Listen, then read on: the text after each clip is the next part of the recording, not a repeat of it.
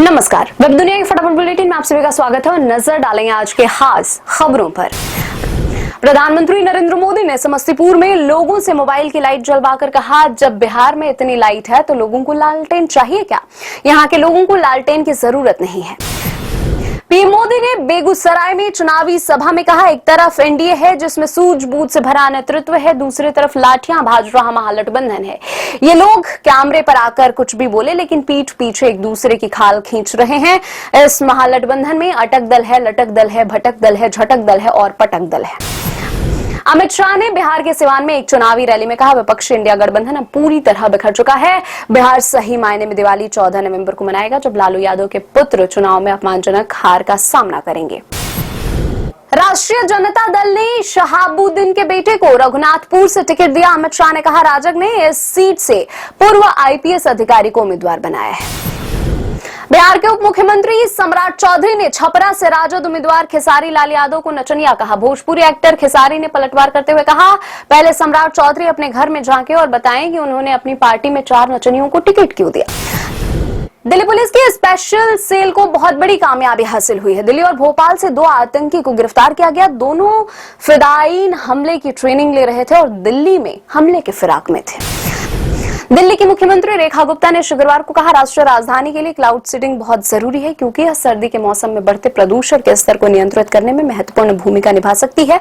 गुप्ता ने कहा, cloud seeding ऐसी चीज है जो पहले कभी नहीं हुई। अमेरिका के साथ ट्रेड डील पर भारत के वाणिज्य मंत्री पीयूष गोयल ने कहा, भारत दबाव में आकर कोई समझौता नहीं करता। कहा, ज्यादा टैरिफ से निपटने के लिए भारत नए बाजारों की तलाश कर रहा है। लालू यादव के बड़े बेटे और जनशक्ति जनता दल के मुखिया तेज प्रताप यादव ने कहा, उनकी किसी के साथ दुश्मनी नहीं है। 14 तारीख को चुनाव परिणाम के बाद फैसला करेंगे कि वे कहां जाएंगे। भारत के विदेश मंत्री एस जयशंकर ने कहा, संयुक्त राष्ट्र सुरक्षा परिषद में सुधारों की तत्काल आवश्यकता। कहा, वैश्विक निकाय का कामकाज अवरुद्ध हो गया।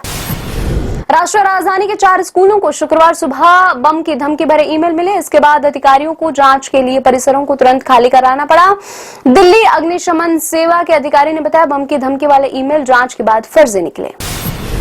सीमा शुल्क विभाग के अधिकारियों ने शुक्रवार को बताया, इंदिरा गांधी अंतर्राष्ट्रीय हवाई अड्डे पर 2 भारतीय पुरुष यात्रियों के पास से 7 करोड़ रुपए से ज्यादा की कीमत का नशीला पदार्थ जब्त किया गया है। इन लोगों को बैंकॉक से आने के बाद रोका गया। बुकर प्राइज फाउंडेशन ने काल्पनिक कहानियों के लिए एक नया चिल्ड्रन बुकर पुरस्कार शुरू करने की घोषणा की। विजेता को मिलेंगे 50,000 पाउंड। चयन बाल और वयस्क निर्णायकों द्वारा संयुक्त रूप से किया जाएगा। अमेरिका में ट्रंप प्रशासन ने कहा, 1 लाख अमेरिकी डॉलर के H-1B वीजा शुल्क के खिलाफ दायर मुकदमों का मुकाबला करेंगे। कहा, बहुत लंबे समय से यह प्रणाली धोखाधड़ी से भरी हुई है और अमेरिकी कर्मियों को प्राथमिकता देने के लिए इसमें आमूलचूल परिवर्तन किया जाना चाहिए। पाकिस्तान के अशांत खैबर पख्तूनख्वा प्रांत में खुफिया सूचना पर आधारित एक अभियान के दौरान टीटीपी के 8 आतंकवादी मारे गए। पुलिस ने बताया, यह अभियान लक्की मारवात जिले के वांडा शेख हल्ला इलाके में चलाया गया। विज्ञापन गुरु पीयूष पांडे का शुक्रवार को निधन हो गया। वे हर खुशी में रंग लाएं। कुछ खास है जिंदगी में, हमारा बजाज और ठंडा मतलब कोका कोला जैसे प्रसिद्ध विज्ञापनों के निर्माता थे। उन्होंने प्रसिद्ध गाना मिले सुर मेरा तुम्हारा भी लिखा था। अब की बार मोदी सरकार का नारा भी उन्होंने ही दिया था। 2016 में भारत सरकार द्वारा पद्मश्री से सम्मानित किया गया था।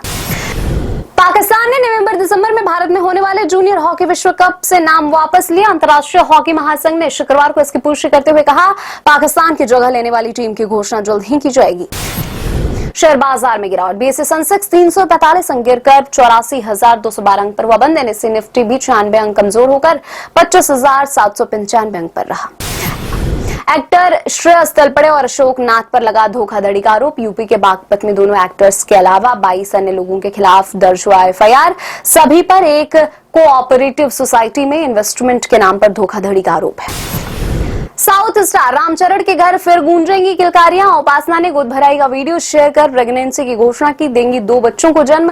साल 2023 में बेटी क्लिनकारा के पेरेंट्स बने थे रामचरण और उपासना। ये थी आज की फटाफट बुलेटिन। ऐसी ताजा अपडेट्स के लिए बने रहे हमारे साथ, यानी कि विजिट करें वेब दुनिया पर।